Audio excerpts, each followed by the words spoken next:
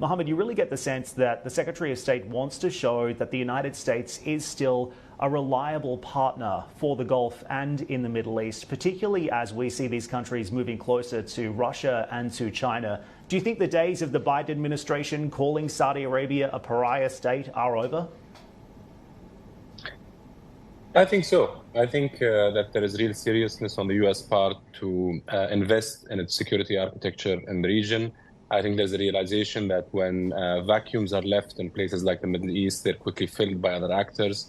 But also, it's important to note that U.S. allies, traditional U.S. allies, were not looking to pivot away from the United States or to replace the United States as a primary strategic ally throughout this period. But, alliances, partnerships go through tough times. Recently, they went through somewhat of a tough time, and that seems to have subsided now, and communication has resumed in full force over the past months. This is the second visit by a high-ranking official.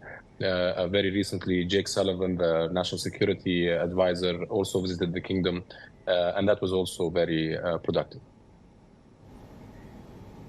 Mohammed, what's curious for me is that Saudi Arabia cut oil production on Sunday at the OPEC Plus meeting with little to no protest from the United States. It's a sharp reversal in the rhetoric that we've heard from the administration after recent cuts to oil production from the Saudis and their allies in OPEC.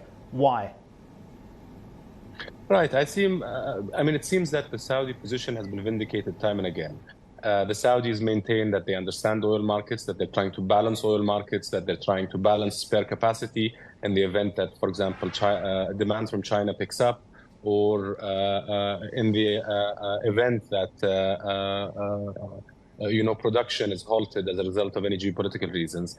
And prices have not reacted in the aggressive way that some analysts have predicted. So the Saudis are trying to do their best to balance oil markets as leaders of OPEC.